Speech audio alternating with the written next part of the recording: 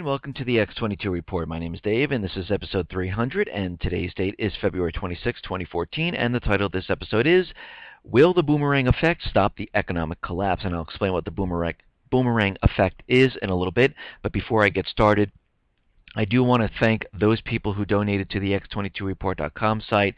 Thank you very much. I really do appreciate it. It really does help out. And for those people who are new subscribers on YouTube channel, if you haven't visited the x22report.com site, you can come on over. I have tabs on the site. I explain it's an overview of the economic collapse.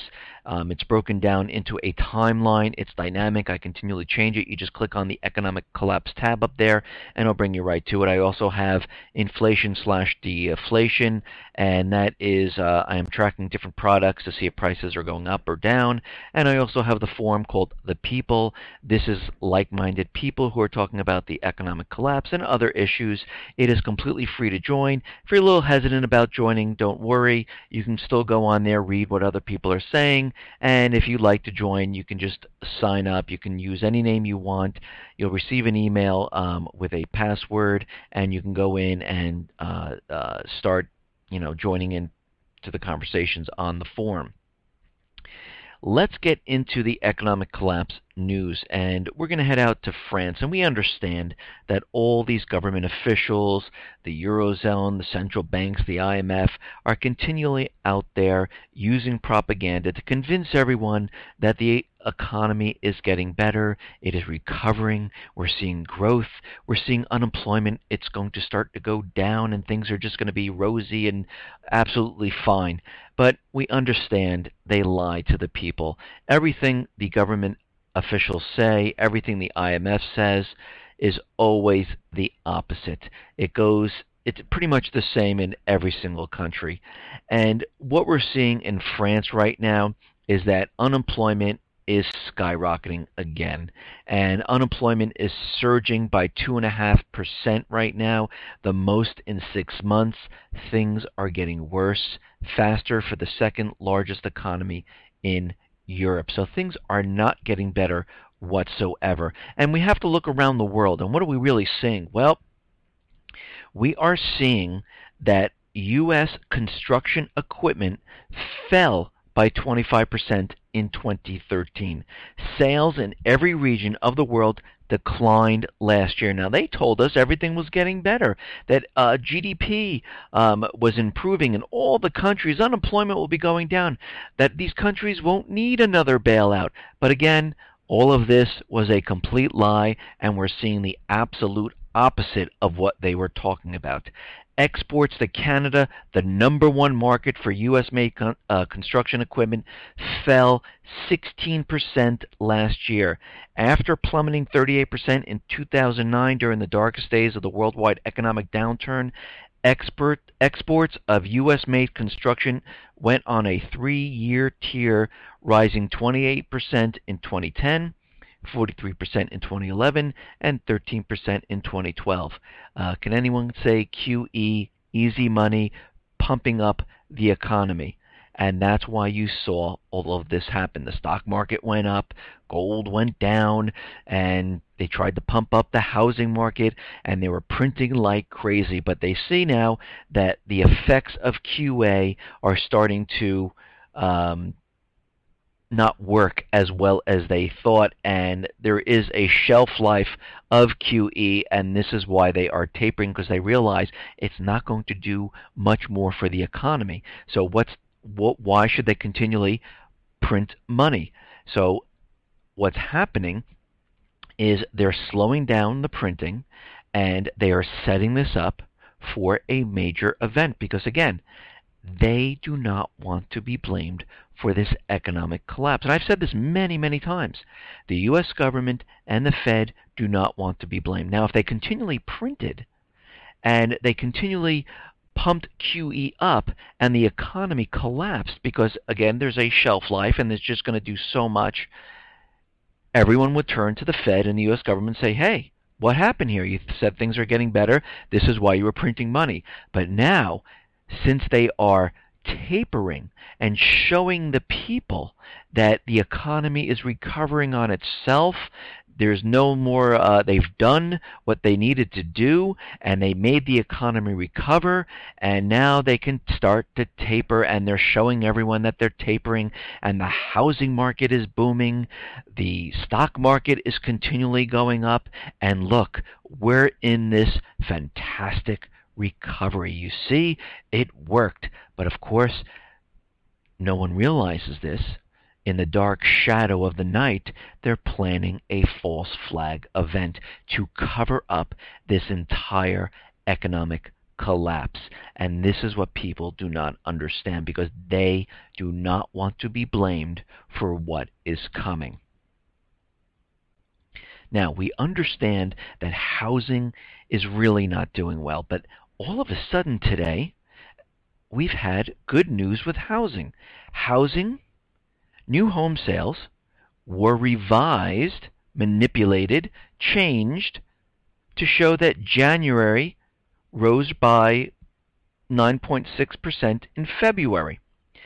So we have to think to ourselves, all this propaganda about the weather being a problem is really not a problem, because we're seeing housing doing better in January and, of course, February, which is not even over yet. But so weather really has nothing to do with this. They went back, they revised the numbers, they manipulated a little bit.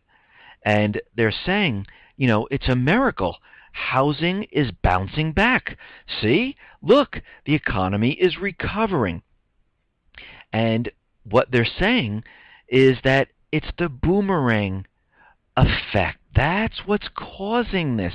This is what we are seeing. Americans are now starting to purchase new homes. There are all these people, and you have to listen to this, all these people, I'll be like Lindsey Williams. Get your pencil and your paper out. I'm going to tell you something here in a minute. All of these people who were in foreclosure, in short sale, who short sold their houses, are now all coming back into the market.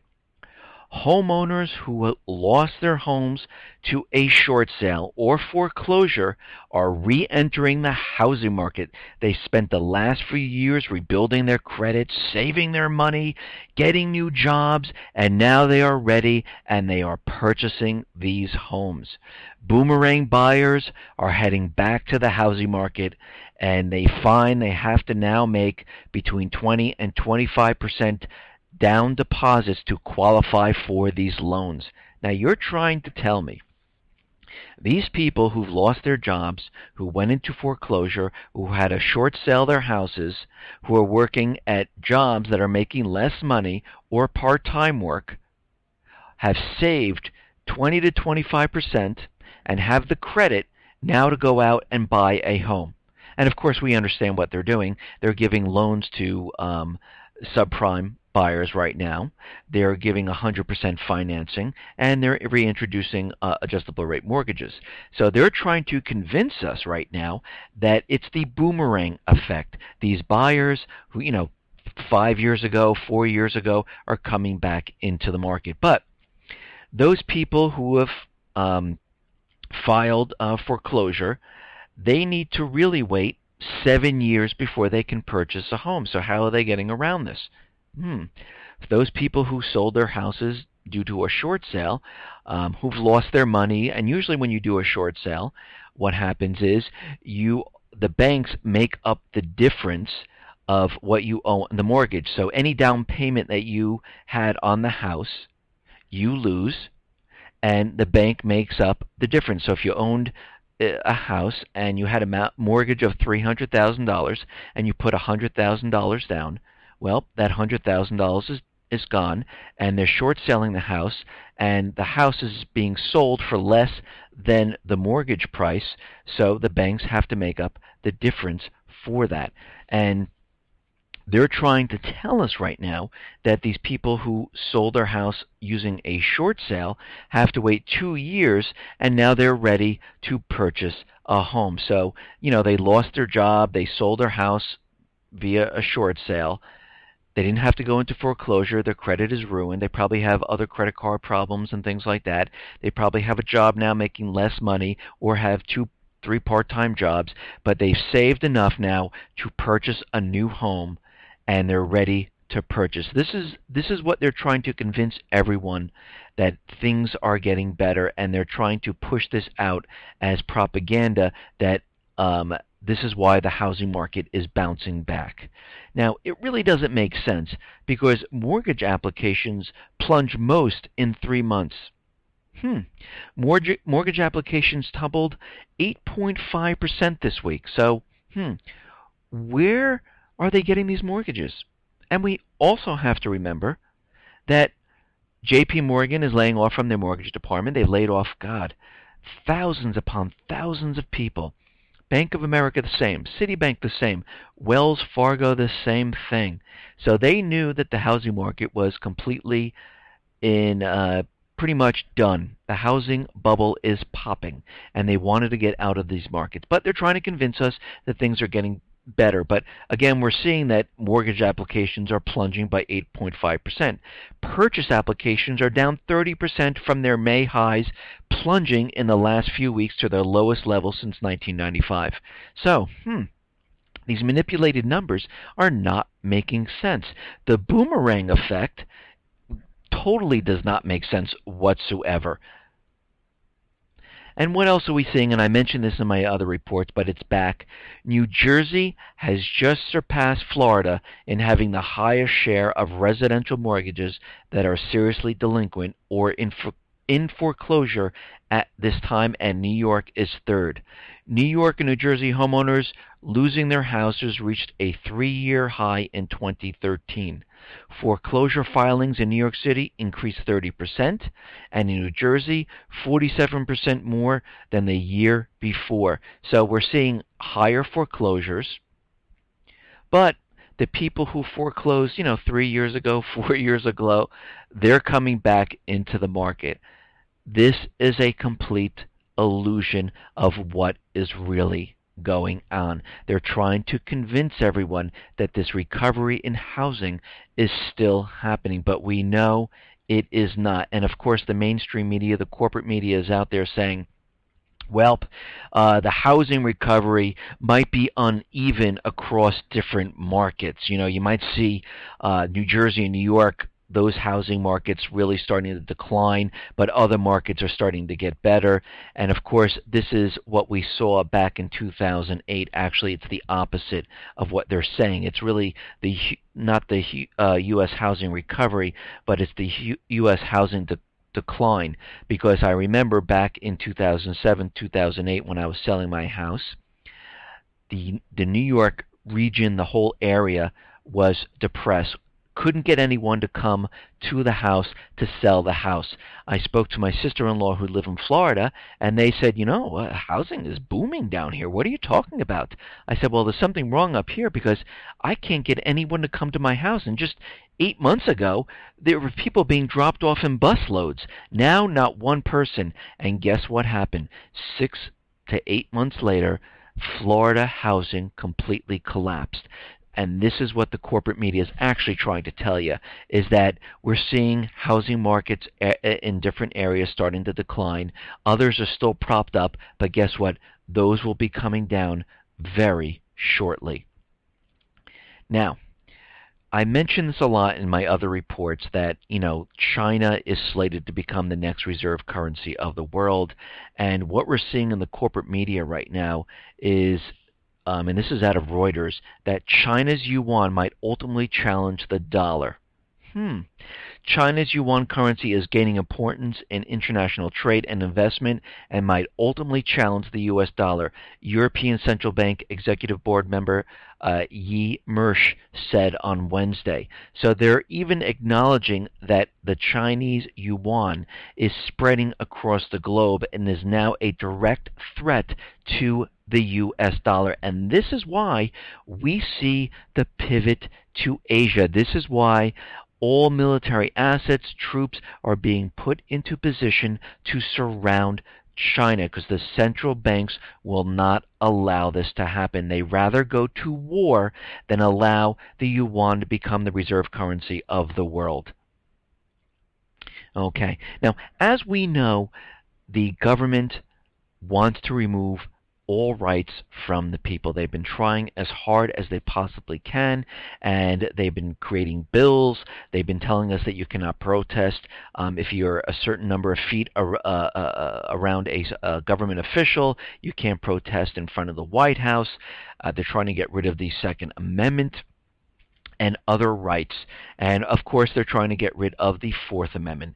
Now, let me just say, the Fourth Amendment says the following: the right of the people to be secure in their persons, houses, papers, and effects against unreasonable searches and seizures shall not be violated, and no warrant shall issue, but upon probable cause, supported by oath or affirmation, and particularly describing the place to be searched and the persons or things to be seized. Now, the U.S. Supreme Court has ruled that the police may search a home without obtaining a warrant despite the objection of one occupant if that occupant has been removed from the premises. Again, this goes down, and they're saying that if there are two people in the home and one person says yes, you can come in, and the other person says no, you can't, the police now are allowed to enter your home and search your home. But when I read the Fourth Amendment, it doesn't say anything about consent. It doesn't say anything about any of this. It says if they want to come into your house and search it, they need a warrant. They need to go in front of a judge and get a warrant. So if one person in that home, and this court case was overruled because in the previous court case it said that if one person was in the house and the other person, there were two people in the house and one said you can come in, the other one said you couldn't, the police were not allowed to come in because according to the Fourth Amendment. Now they overturned that case and said, you know what, the police are allowed to come into your home. So they are definitely removing our rights. And again, they want to enter people's homes because they understand when the collapse comes, they need to go out there and move in and get into the people's homes, and they could care less about what the Constitution says. Now, Connecticut is out there, and they are telling their unregistered gun owners, because of the new laws, that they better turn in their weapons. The state of Connecticut is now demanding that gun owners across the state turn in all newly banned unregistered firearms and magazines or face felony arrest. And of course, they're going to go after everyone. Again, this is being done on a state-by-state basis because the federal government tried with everything they possibly knew how to do. Even with all the false flag events, they tried to get the Dianne Feinstein and the UN Arms Treaty passed, but they couldn't. So they are pending in the Senate because they want to disarm the American people, and this is their entire goal. And this is why we're going to see another false flag event, which will be very terrible. It will be horrific, and we will know this is the one because you'll see President Obama right on TV, just like in Sandy Hook, telling you that we need to pass the new gun laws and we need to pass the UN Arms Treaty. And just so happens we have these pending in the Senate, and we need to get these through. And once these get through, this will be the end, and they will believe that they have overridden the Second Amendment within this process. But again, they haven't, because the rights cannot be taken away. The only way they can remove an amendment is with another amendment, and again, all the states, I think 3/4 of the states, have to ratify the new amendment, canceling out the other amendment. But again, most of the people will believe this, and they will go along with this, and this is what they are trying to do. Now, we understand that Obamacare, I am not for this. I've said this many times. It is a cash grab. They just want your tax money. They don't care about your health benefits. And we see all across the United States, many states are having problems. The enrollments aren't there. People aren't paying. They don't have the money. And when they receive these benefits, they realize the deductible is very high. And they're like, I can't pay for this. This is not giving me anything. I have to lay out another $3,000 before the insurance even kicks in. And what we're seeing right now is that the IRS is out there telling everyone that they're warning the Americans that on their 2014 tax returns, they'll be asked about their health insurance coverage. Your 2014 tax return will ask if you had insurance coverage or qualified for an exemption. If not, you may owe a shared responsibility payment when you file in 2015, because this is all they're concerned about. They're only concerned about getting your money, and they're realizing right now that most of the people have not signed up for health insurance. So if you haven't signed up for health insurance, you rejected health insurance. If you rejected health insurance, you have to pay a tax, and this is what they want from you. They want this money. Now the IRS is saying that if you can't afford to pay the health insurance, we will fine you because you can't afford to pay. Now that makes sense, right? If you don't have enough money and that's your reason why you couldn't get the health insurance, we're just going to fine you more money because you didn't have money to pay for the health insurance. And these fines are as follows. 1% of your household income that is above the tax return threshold for your filing status, such as married, filing jointly, or single, or your family's flat dollar amount, which is $95 per adult and $47.50 per child, limited to a maximum of $285. And this I think the next 3 years, this amount goes up, and the percentage on your household income also goes up. So it starts out low, and they increase it year after this, I think for 3 years, and then it levels off. So you can see what they're really after. They're not here to help you with health. They don't care if you're healthy or not. They want the money.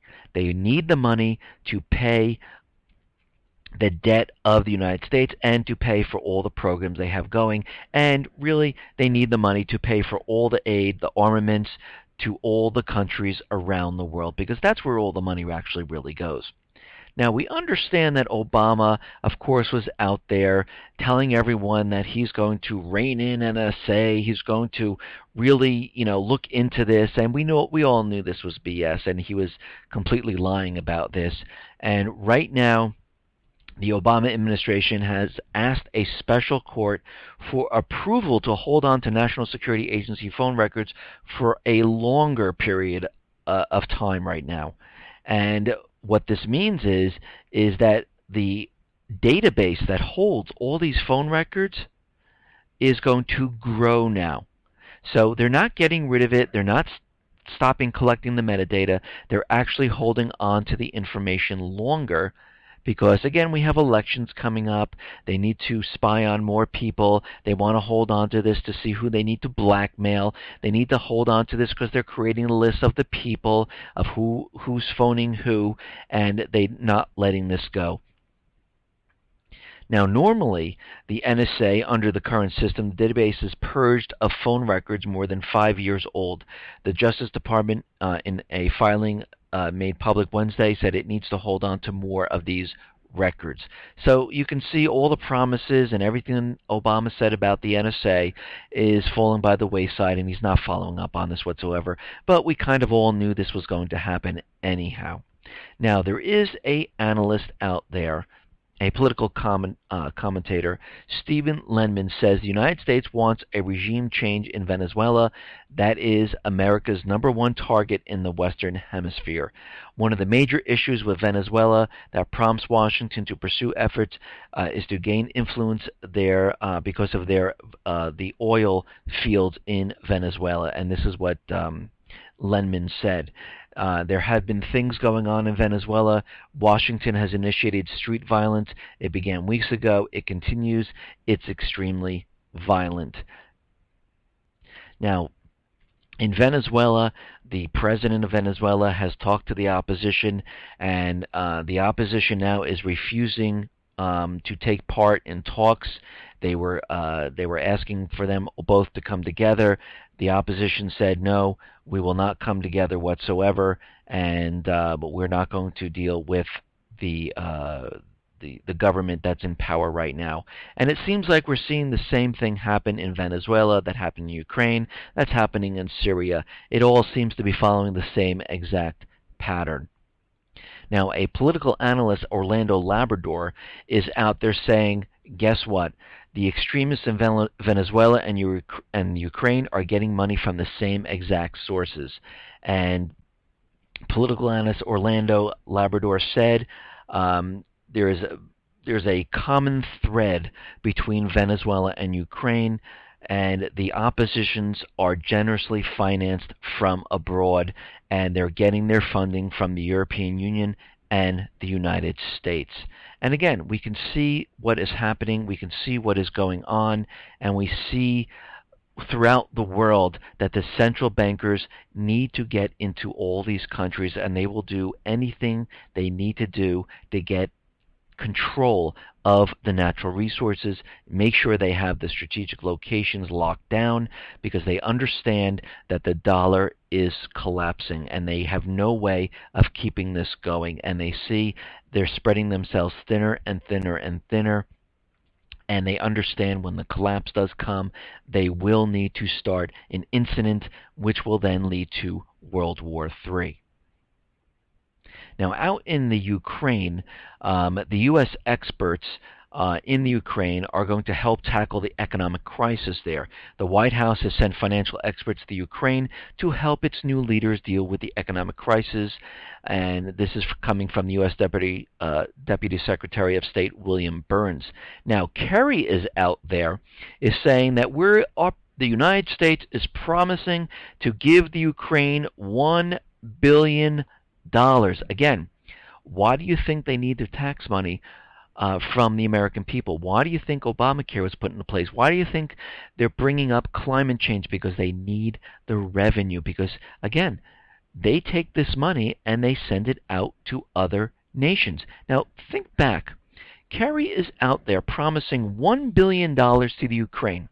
They paid for the opposition to go and cause havoc in the Ukraine to overthrow the government so that country can go on to the EU and they can join NATO. Now, the United States is promising the Ukraine, the opposition leaders, $1 billion to help with the economic problems there.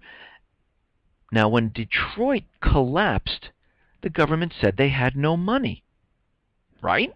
They're not going to bail them out. They're not going to bail out their own city in the United States, but they will send $1 billion to the Ukraine. Why do you think this is happening? Because, again, giving the money, the central bankers giving the money to a city in the United States does not help the central bankers whatsoever. Giving the money to the Ukraine does. It spreads debt into another country that they have to repay. It spreads the dollars out into another country. This is why they will never do anything within the United States. This is why you see aid going to Iraq, Lebanon, Libya. This is why the Fed has been siphoning money into all those other central banks. This is why they're spending billions of dollars in Africa.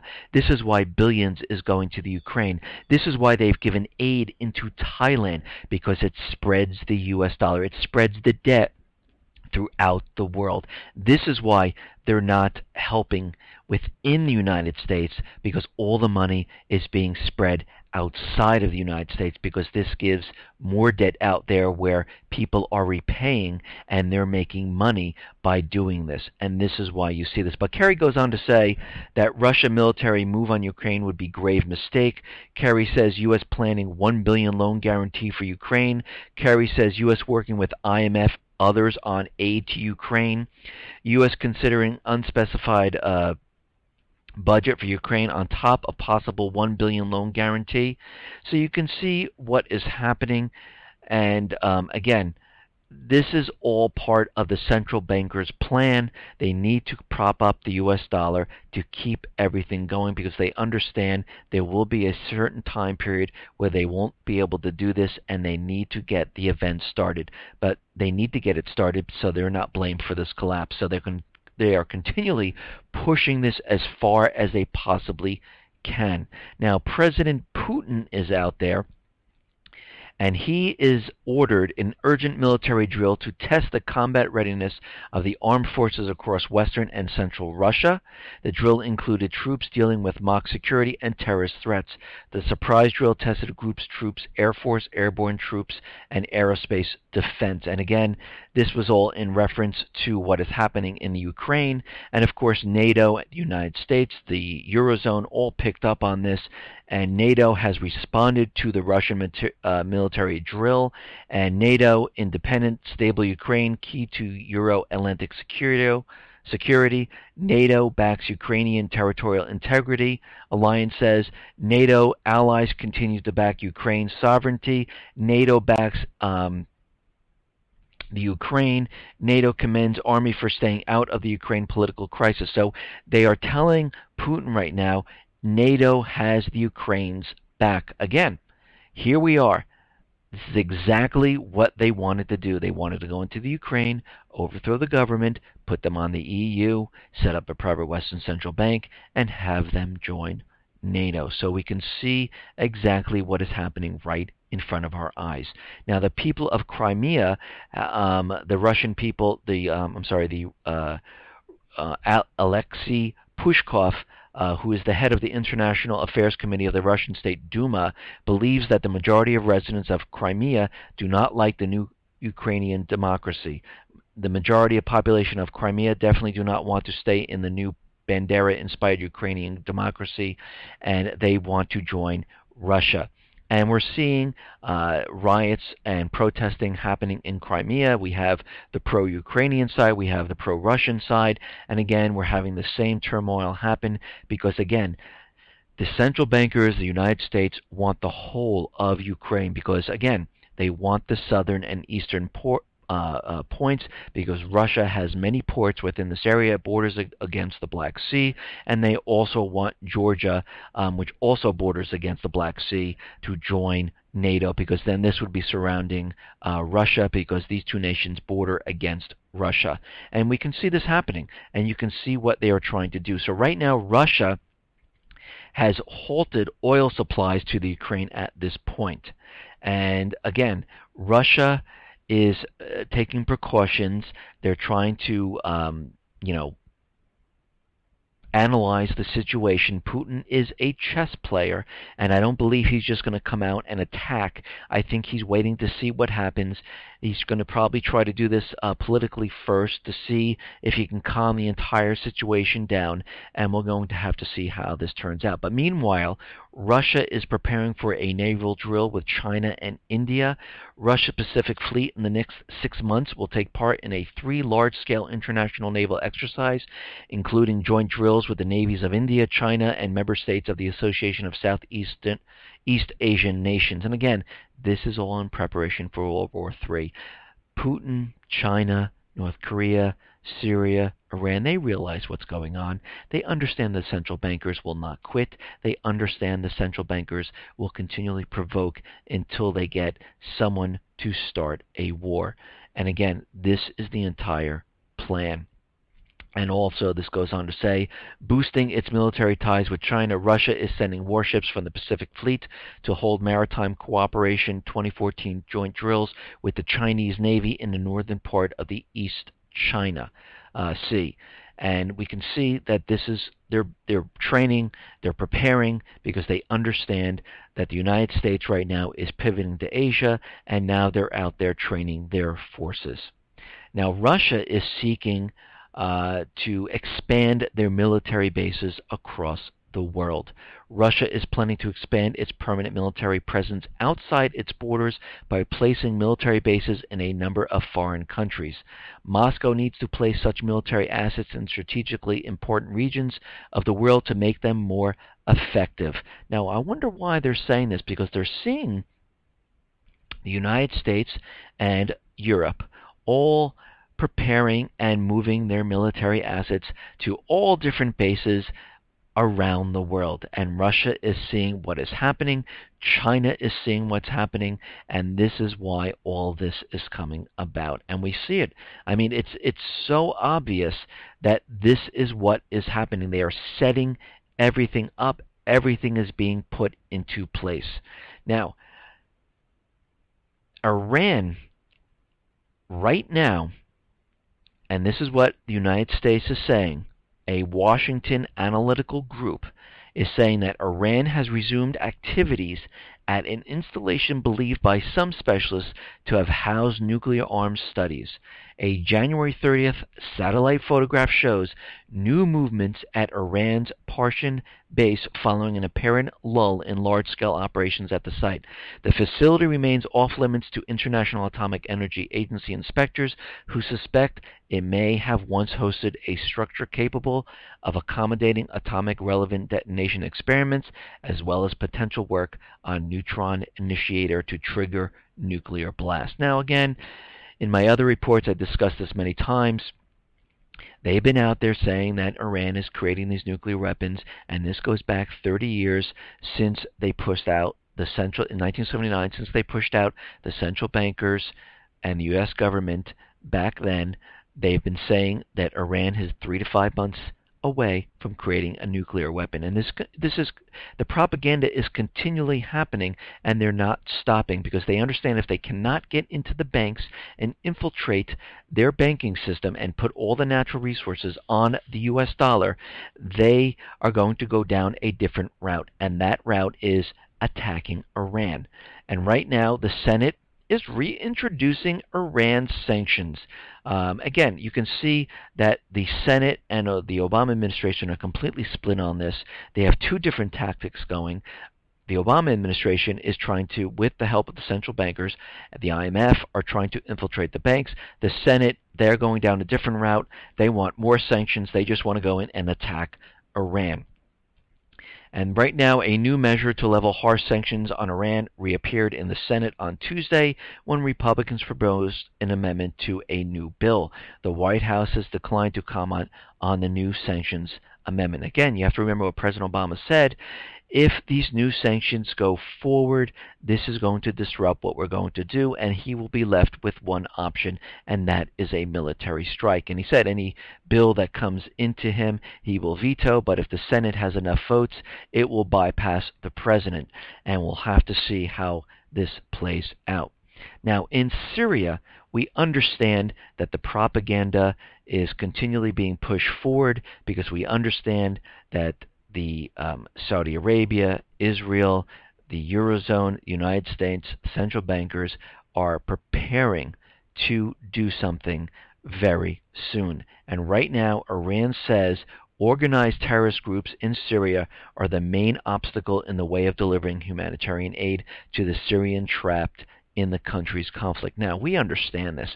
We understand the paid mercenaries, the rebels in these countries are stopping everything. The removal of chemical weapons. They're the ones who are committing these horrific crimes. They're the ones who have been using chemical weapons because the central bankers don't care. They don't care that these people that they're paying do these things because their goal is just to get Assad out and to replace him with a puppet government. And now they are pushing this forward. They are pushing the whole agenda forward. And Russia right now is out there saying they're a little worried about Saudi Arabia and their plan to arm the Syrian militants. Russia has raised concerns about Saudi Arabia's plans to provide the militants in Syria with advanced arms. We are seriously concerned about the mass media reports saying that Saudi Arabia is willing to provide the Syrian opposition with MPADs and anti-tank systems, which I mentioned yesterday. Again, this is all in preparation to build and get ready to strike into Syria. This deal will change the balance of power in favor of Syrian opposition militants who began their attacks on Damascus last spring from the southern territories. So we can see what's happening right now. Russia is saying, whoa, whoa, whoa, you better not do this because this is going to tip power, and we are not going to let Syria go down. If this happens, we will get involved. Just to be clear to the central bankers, the U.S. government, Saudi Arabia, the Eurozone, we are telling you right up front, do not do this. And they went on to say, if this defensive weapon falls into the hands of extremists and terrorists who have flooded Syria, there is great probability that in the end it will be used far from the borders of this Middle Eastern country. And we can see that they are planning and they are pushing their agenda forward to get into Syria and remove Assad. This is why you see the troop build up in Jordan. This is why you see the military assets moved into Jordan. This is why soldiers are crossing into Syria from Jordan to move on Damascus. They are getting ready to do something. This is why the U.S. is building a runway for reconnaissance missions. This is what they're trying to do. They're bringing the drones in. They are trying to bring all military assets into the region to prepare for this major strike. And again, this cyber attack are back on the table. So we can see, and we have to look down the road here, that they have a certain time frame to do this because the elections come back in mid-2014. And the other thing that is very interesting about this is that the Fed wants to be done with their tapering by mid-2014. So what does that mean? Like I said before, they do not want to be responsible for the collapse of the economy. They will blame this on someone else. So we can see what is happening here. They are in preparation. They're in the preparation stage at this point. They're getting everything ready, just like they did back in August of 2013. In July, they sent military assets all into Jordan. They sent soldiers into Jordan for training, and after the training was over, they just left them there. They had the CENTCOM base in Jordan, which is underground. They had all the officers prepared and ready to go. And we're seeing the same thing happen. And again, then in August of 2013, they had the terrorist alert all across the Middle East. And guess what happened? All of a sudden, there was a false flag event with chemical weapons, and Syria crossed the red line. We are seeing the same thing happen now, and they have a certain time frame. The tapering is going to end mid-2014. The elections are happening for Assad in 2014, and if the people re-elect him, that's not going to look too good because then it shows that people really want Assad as president. So we can see how this is turning out. So they're doing all of this in preparation. And again, they're going to say the economy has recovered, and all of a sudden, a cyber attack is going to hit. It's going to bring down the financial institutions. It's going to bring down the NASDAQ. It's going to bring down the stock exchange. It's going to bring down bats. This is why they have the kill switch, to cut it off when they need to cut it off. And they'll report that they, thank God we had them because we stopped it. It's going to hit the banks. Money's going to be siphoned off. The banks will be closed. You will not be able to get your money out. They will have to say, because of what happened, we will have to take out this document that we just have happen sitting here called the FDIC Bank of England bail-in document, and to recapitalize these banks, we're going to have to take the money from the people's accounts. And don't worry, it will only be around 8 to 10% in the beginning. That's all we're going to take. But right now, we have to keep these capital controls in effect, and you'll be able to take out around $300 per day. You won't be able to transfer money at this point. And the president will be out there saying, listen, the Fed has decided they will restart QE. They will help us. They will print more money to pump liquidity back into the markets. They are going to help. And this will be their excuse to pump everything up again. Meanwhile, all this will be blamed on Syria or Iran or China or Russia, depending on everything that turns out. But it really doesn't matter. We will also see, and I mean, right now it does look like Syria because this is what they're building up to. And what we will see, because we've been told this, that Assad has been hiding biological and chemical weapons. Again, we have radicals coming into the United States. They are lone wolves roaming around the United States. They can't find them. Some of them are bomb makers. We will see a detonation of a chemical weapon.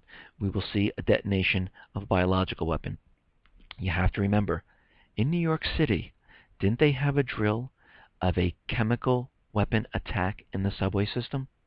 Yes, they did. This was the fall of 2013. Didn't they have the drill for the power grid in the fall? Yes, they did. Didn't they have the Quantum 2 drill, Quantum Quantum Dawn 2 drill in the fall to recreate cyber attacks on the financial institutions? Yes, they did. They did all of this. And the DHS has been training for biological and chemical weapon attacks all throughout the country. And we can see they've been having many, many drills training everyone for what is coming. So we can see that this is coming down the line. And again, to prepare us and to convince us that something is coming, we are seeing cyber attacks happen all over the place, and they're really ramping this up. Of course, they want to pass some laws, yes, because they need to take control of the internet, because they can't have the new media, the alternative media out there telling you what's really going on, so they're going to need to take control. And they want all information from companies so they can track down and find out who has what.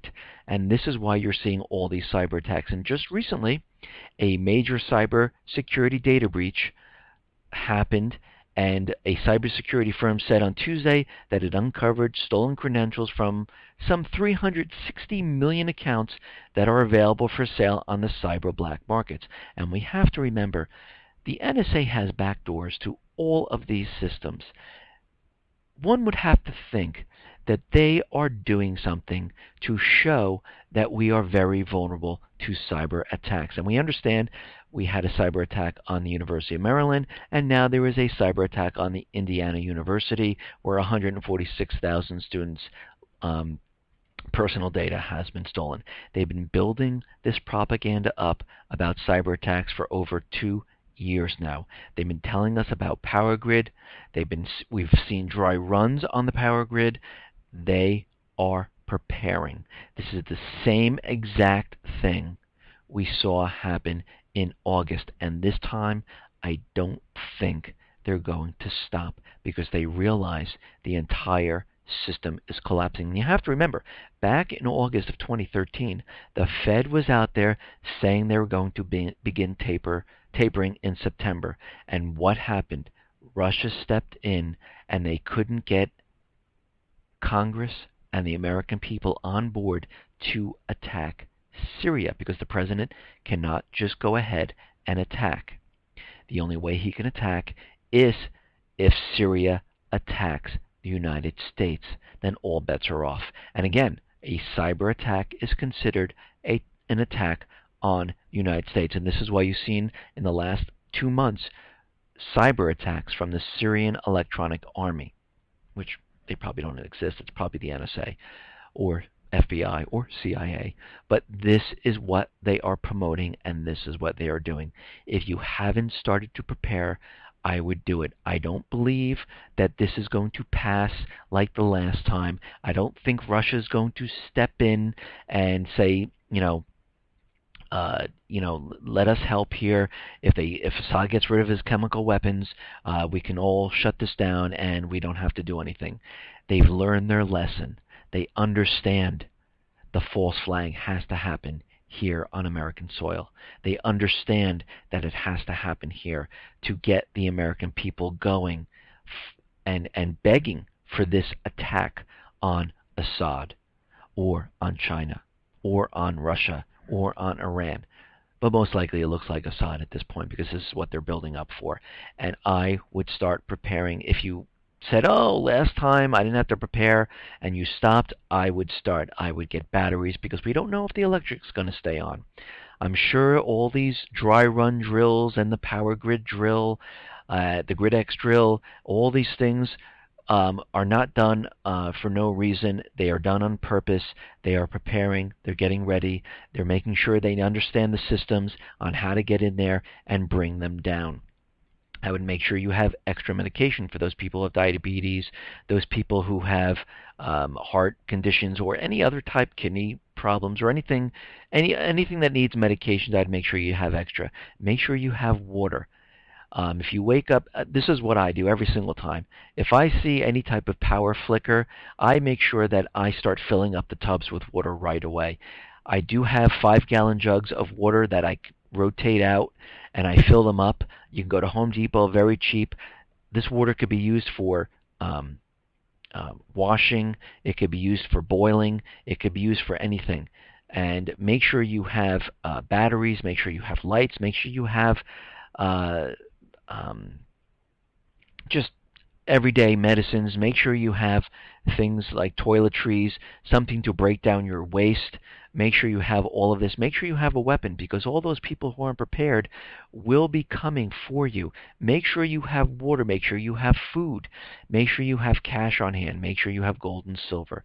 This is a lot, but hopefully for those people who have been listening to me, you've been preparing all of this time. You don't have to do it all at once. I mean, right now we're reaching that stage where here we are again at the same situation, and I would start ramping it up. But if you've been preparing all along, continually prepare. Listen, everyone, thanks for listening. Be well, be safe, and especially be prepared. Thanks a lot.